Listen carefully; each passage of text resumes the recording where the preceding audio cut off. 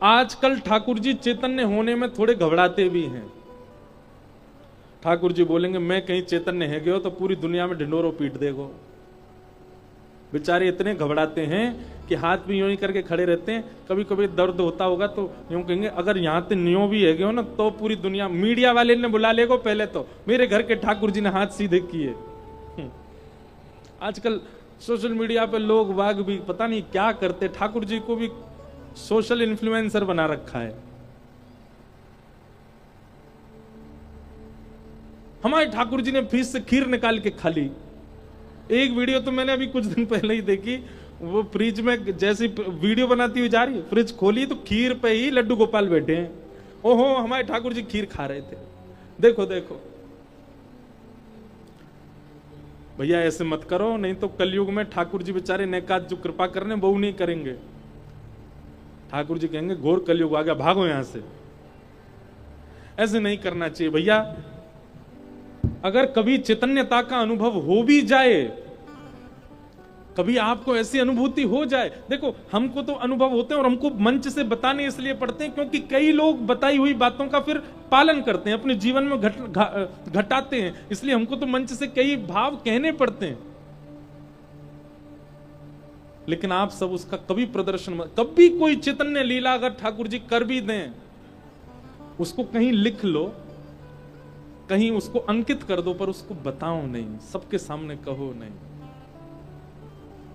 स्वप्न तक नहीं बताना चाहिए ठाकुर जी को, ठाकुर जी का इतना गोपनीय रखना चाहिए भाव। हमारे रसिक जन वृंदावन के कहते हैं कि रस बतावे से रस घटे, रस बतावे ते रस घटे।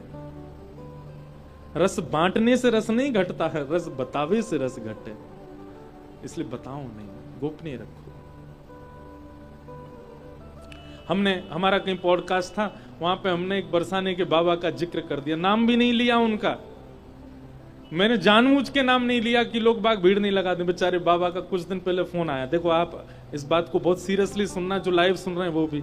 बाबा बेचारे रोए फोन पे, मुझसे बोले भैया तुमने काय को कह दियो। मैंने बाबा मैंने नाम थोड़ी लियो आपको।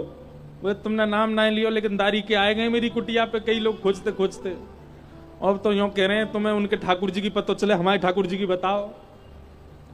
मैंने कि बाबा, बोले भाई डिलीट करवाओ। मैंने कि कहां कहां तक करवाऊंगा, तो सब जगह पहुंच गए हो। तो बोले अम्मू को तुम, अब मुझे फिर उस रात नींद नहीं आई। मैंने कि महात्मा बेचारे, इनका बोलना ही नहीं चाहिए था, बताना ही नहीं चाहिए था। लोग बाग खोजते खोजते पहुंच गए उनकी कुटिया पे।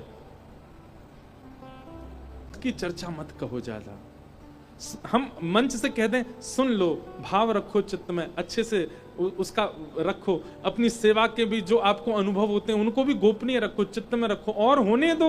बहुत कुछ करेंगे ठाकुर जी अभी। आप एक बार में ही इतने ज्यादा क्यों उछलने लग जाते हैं? हमारे ठाकुर जी ने ऐसा किया।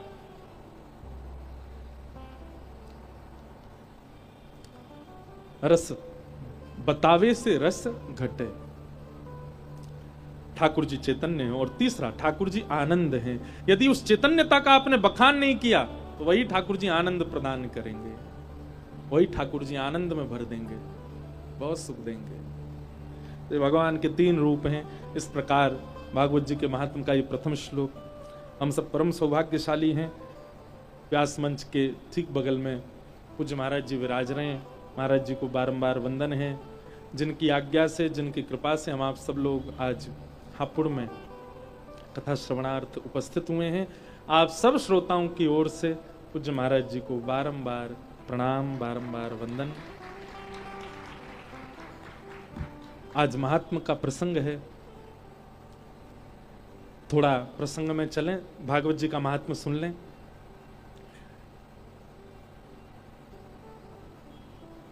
नारद जी महाराज ने पृथ्वी भ्रमण करने की इच्छा प्रकट की, और जैसे ही नारद जी पृथ्वी पर भ्रमण करते करते सब जगह गए, पर सब जगह उनके हृदय को शांति नहीं मिली। तभी वे वृंदावन आए। तो वृंदावन में उन्होंने क्या देखा कि वृंदावन में एक परम सुंदरी युवती यमुना जी के तट पर बैठी है, रुदन कर रही है। उसकी गोद में 2 बालक लेटे हैं। वो दोनों बालक वृद्ध हो गए हैं तो बालक, पर उनके बाल पक चुके हैं, दाढ़ी मूछ निकल आई है। एक विचित्र सा दृश्य था। बालक थे लेकिन वृद्धावस्था के बालक। नारद जी महाराज देख करके चौंक गए, बोले ये कुछ विचित्र सा दृश्य है, यमुना जी के तट पर परम सुंदरी और उसकी गोद में वृद्ध बालक। तो उन्होंने उस कन्या से पूछा कि देवी आप कौन हो और ये तुम्हारी गोद में दो कौन है? अहम भक्ति ख्याता इमो में तनयो मतौ ज्ञान वैराग्य नामानो काल योगेन जर्जरो। युवती ने बताया मैं भक्ति हूं, साक्षात भक्ति।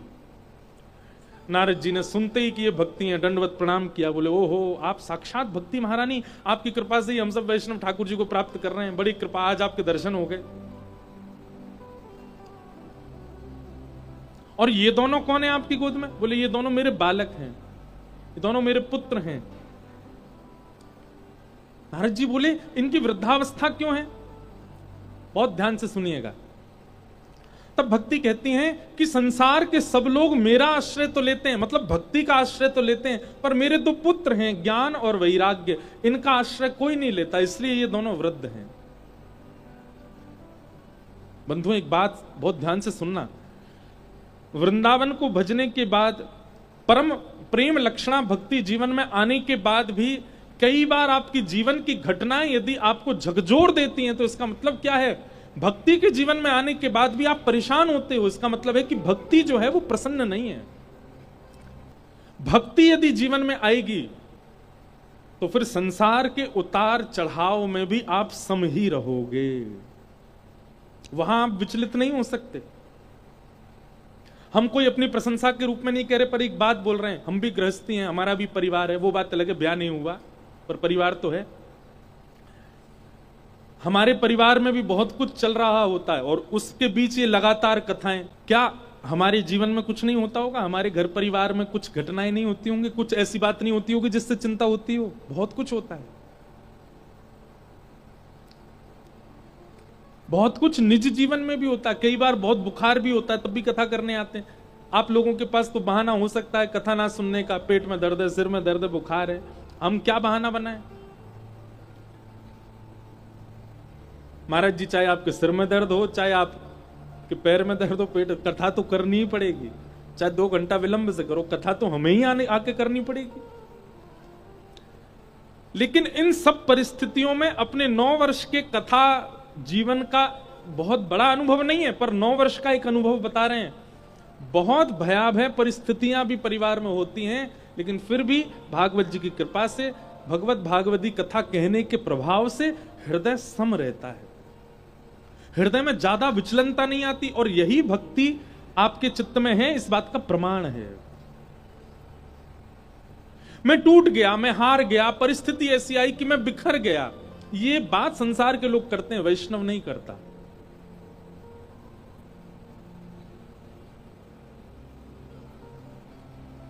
हर परिस्थिति में सम रहता है वैष्णव। हमारे व्यास मंच पर जिन्होंने सुशोभित करके किसी काल के लोगों को भक्ति मार्ग पर आगे बढ़ाया, परम पूजनीय प्रातस्मरणीय श्री डोंगरे जी महाराज। जिस काल में आधुनिक व्यवस्थाएं नहीं थी, जिस काल में टीवी नहीं था, जिस काल में लोगों के पास में कथा सुनने का एक ही तरीका था, क्या? पंडाल में जाओ सुनो। उस काल में लाखों वैष्णवों को भगवत प्रेम सिखाया श्री डोंगरे जी महाराज ने।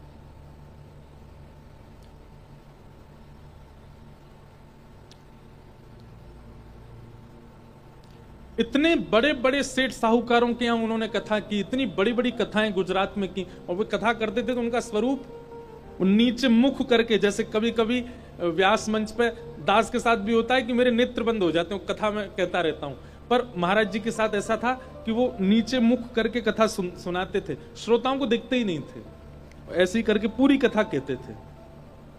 लाखों की तादाद में लोग कथा में आते थे।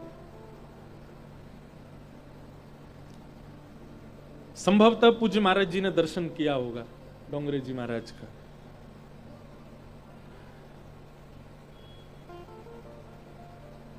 उनका नियम था ये हमारी शिक्षा के लिए भी है, ये बात आप लोगों के लिए भी। उनका नियम था, कथा में जो भी प्राप्त होता था, जो भी दक्षिणा मिलती थी, जो भी लोग चढ़ा देते थे, जो भी उनको कुछ देते थे, वो सब इकट्ठा करते और 7वें दिन वहां पर उतनी धनराशि से एक अन्य क्षेत्र चालू कर देते उसी नगर में, कि यहां आने वाले सब वैष्णवों को प्रसादी की व्यवस्था इसी धनराशि से हो।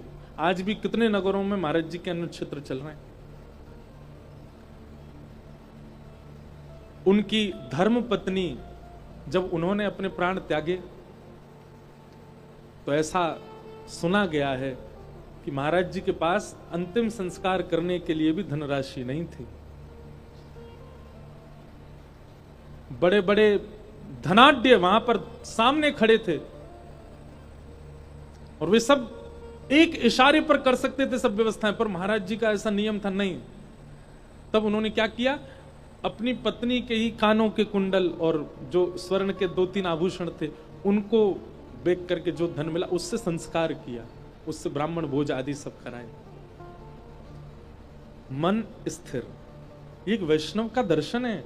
वैष्णव, आप तिलक लगा करके घूम रहे हो, आप कंठी पहन के घूम रहे हो, हाथ में माला जीली लेके घूम रहे हो, ये आपका बाह्य दर्शन हो सकता है, पर वास्तव में वैष्णवता तब पता चलती है जब आपकी विषम परिस्थिति आई और उस समय में आपकी बुद्धि, विवेक, वाणी किस प्रकार का निर्णय लेती है, किस प्रकार का व्यवहार करती है, उससे पता चलता है कि आप वैष्णव हो कि नहीं हो।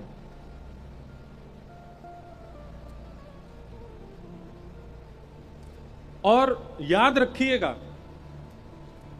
जिनके चित्त में केवल भक्ति है वो अपनी जीवन की परिस्थितियों में डगमगा सकते हैं, पर भक्ति ज्ञान वैराग्य सहित है वे ही अपनी जीवन की किसी भी परिस्थिति में सम रह सकते हैं। आप भक्ति तो जीवन में ला रहे हैं पर उसके पुत्र ज्ञान और वैराग्य को बिल्कुल भी स्थान नहीं देते हैं। वो मां कैसे प्रसन्न रहेगी जिसके बालक ही वहां ना हो। हम ये नहीं कहते कि ज्ञान प्रधान हो जाओ, ये नहीं कहते कि वैराग्य प्रधान हो जाओ, रहो भक्ति प्रधान ही, पर ज्ञान वैराग्य चित्त में होने अति अनिवार्य हैं।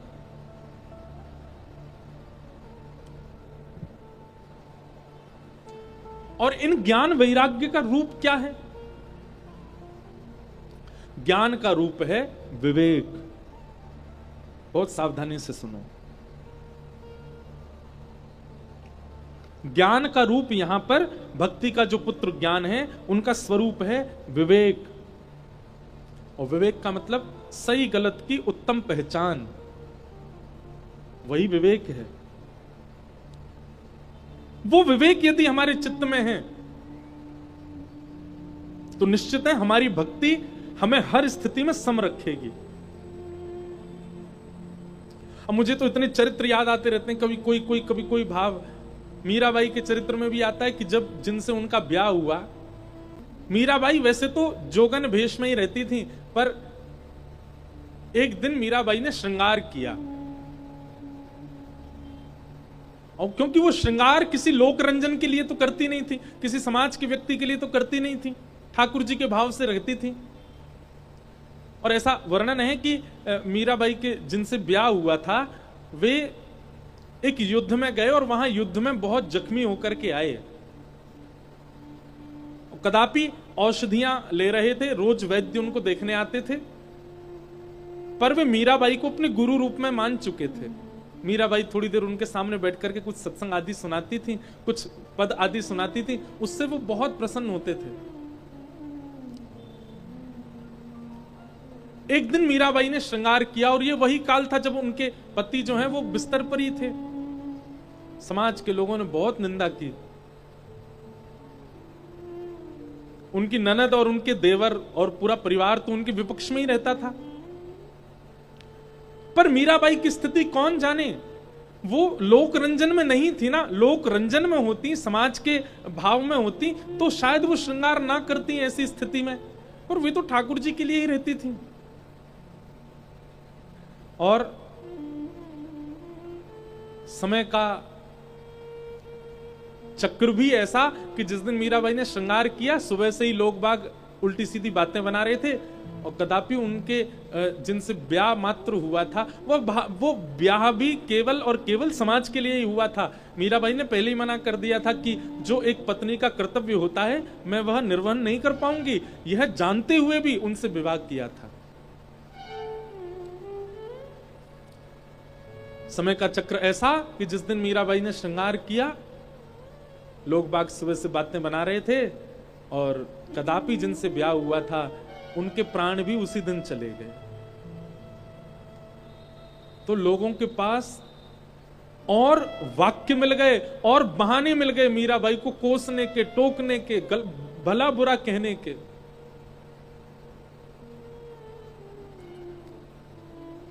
लेकिन मीराबाई पर प्रभाव नहीं पड़ा। मीराबाई ने तो इसी भाव से देखा कि एक भगवत जन, एक मेरा एक परम सखा भगवत धाम चला गया, ठाकुर जी ने स्वीकार कर लिया।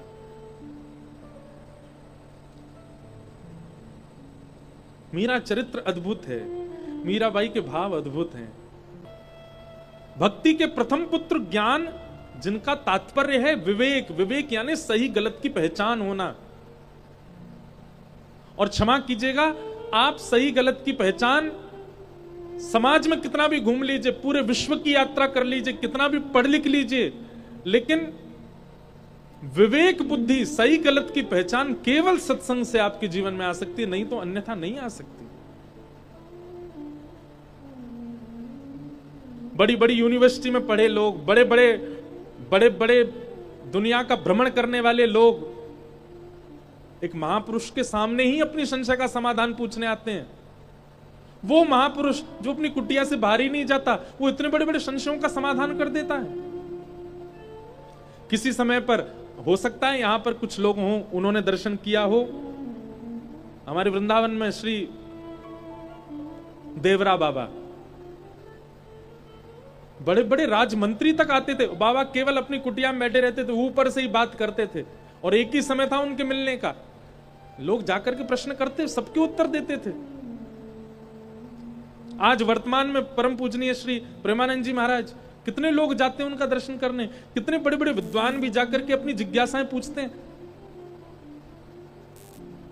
2 किलोमीटर भी नहीं चलते वे बस 2 किलोमीटर का ही आवागमन है, उतने बीच में ही उनको इतना पता है कि वो सबके प्रश्नों के उत्तर देते हैं। कैसे? क्या केवल भक्ति है उनके जीवन में? नहीं, ज्ञान और वैराग्य दोनों हैं, इसलिए भक्ति प्रसन्न रखती है। हमारे परम पूजनीय श्री मलुक पीठ वाले महाराज जी, ऐसा कौन सा प्रश्न है या ऐसी कौन सी जिज्ञासा है जिसका समाधान उनके पास नहीं है? तो यह बात बिल्कुल पक्की है कि भक्ति यदि जीवन में आई है तो भक्ति भी आपको सम तभी रख पाएगी, भक्ति भी आपको अत्यंत प्रसन्न तभी रख पाएगी जब भक्ति के पुत्र ज्ञान और वैराग्य भी आपके चित्त में हो। पर आजकल के लोगों को केवल भक्ति से मतलब है, ज्ञान और वैराग्य का त्याग कर चुके हैं हम।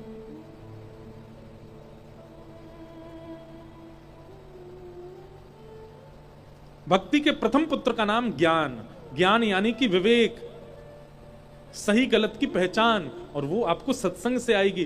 तो आप कीर्तन करते हैं, भजन करते हैं, सब कुछ करते हैं, पर साथ साथ में सत्संग भी किया करो। इससे ज्ञान बुद्धि बढ़ेगी, विवेक बुद्धि जागृत होगी। और भक्ति के दूसरे पुत्र का नाम है वैराग्य। वैराग्य का मतलब सब त्याग देना नहीं होता, सब छोड़ देना नहीं होता, सबसे परे हो जाना नहीं होता। वैराग्य का मतलब राग और द्वेष से निवृत्ति को ही वैराग्य कहते हैं। भाषा थोड़ी कठिन हो सकती है, पर ध्यान से सुनिएगा। राग और द्वेष किसको कहते हैं? आपने मुझे माला पहनाई, आप चाहे जितने बुरे हो लेकिन आपने माला पहनाई, इसलिए मैं आपकी प्रशंसा कर रहा हूं, ये राग है। किसी ने मेरे को बहुत कुछ दे दिया, अब चाहे उसमें लाख दोष हैं लेकिन फिर भी मैं उसकी प्रशंसा कर रहा हूं, ये राग है। और कोई कितना भी अच्छा है लेकिन मेरी गलती पर उसने मुझे टोक दिया, फिर भी मैं उसका द्वेषी बना हुआ हूं, ये द्वेष है।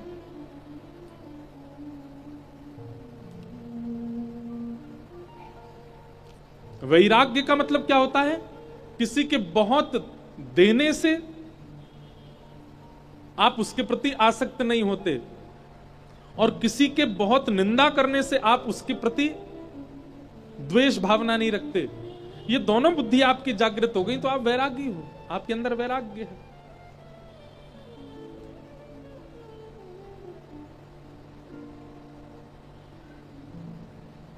वैराग्य, वैराग्य का दूसरा अर्थ क्या होता है? वस्तु का त्याग नहीं, पर वस्तु के प्रति जो आपकी बहुत ममता है उसका त्याग। एक बात सत्य मानिएगा, शरीर से किसी को छोड़ देना वो त्याग नहीं होता, मन से छोड़ देना त्याग होता है। कई बार हम उन लोगों का साथ देते हैं जिनको हम मन से नहीं चाहते, पर शरीर से ऐसा दिखाते हैं कि हम तो तुम्हारे साथी हैं। ऐसी स्थिति संसार की माया के प्रति हो जाए। आप महंगे फोन रखो, आप महंगी गाड़ियों में चलो, आप चाहे जो करो, सब कुछ आपके सामने प्रस्तुत कर दिया जाए, लेकिन उन सब कुछ वस्तुओं को देखते हुए भी उनके प्रति आसक्ति भावना ना होना, यही वैराग्य है। उसके प्रति आसक्ति ना होना वही वैराग्य है। और माफ कीजिएगा, जब तक ये दोनों आपके चित्त में नहीं आएंगे, विवेक ज्ञान और वैराग्य, तब तक आप अपनी भक्ति से प्रसन्न नहीं हो पाओगे, आप अपनी भक्ति से आनंदित नहीं हो पाओगे, उस परम सत्व का दर्शन नहीं कर पाओगे। और ये दो स्थिति दो ही प्रकार से बन सकती हैं, या तो बहुत सत्संग करके इन दोनों को जागृत करो कि ये विवेक है और ये वैराग्य है, और या फिर दूसरा तरीका है बहुत भोले बन जाओ, इतने सरल, इतने सहज, इतने सीधे बन जाओ, कुछ पता ही नहीं है संसार में। दूसरा वाला बहुत कठिन है, भोला बनना। आजकल सबको सब कुछ पता है, इसलिए सीधा और भोला बनना तो बहुत ही मुश्किल है। सबको सब पता है, इसलिए पहला वाला अप्लाई करो। क्या विवेक क्या है, सत्संगों के द्वारा जानना शुरू करो, और वैराग्य क्या है, सत्संग के माध्यम से जीवन में उतारना प्रारंभ करो। 56 भोग सामने रखे हैं, लेकिन फिर भी जीव लपलपाए ना, इसको वैराग्य कहते हैं। अत्यंत भोग्य वस्तु सामने है, पर फिर भी आपकी इंद्रियां उसके प्रति जाए ना, इसको वैराग्य कहते हैं। हम लोग भक्ति तो करते हैं, श्री राधा जप रहे हैं, श्री कृष्ण कृष्ण जप रहे हैं, ठाकुर जी का नाम उच्चारण कर रहे हैं, कथा सुन रहे हैं, लेकिन जैसे ही जीवन में कोई परिस्थिति आ जाती है, टूट जाते हैं, रोने लगते हैं, बिखर जाते हैं, परेशान हो जाते हैं। इसका मतलब है हमारी भक्ति केवल दिखावा है। भक्ति तो करते हैं, भजन तो करते हैं, नाम जप तो करते हैं, कथा तो खूब सुनते हैं, लेकिन जैसे ही भोग विलास की स्थिति सामने आती है, तुरंत उसमें कूद पड़ते हैं, उसको करने में बिल्कुल लज्जा नहीं करते। काय बात के भक्त?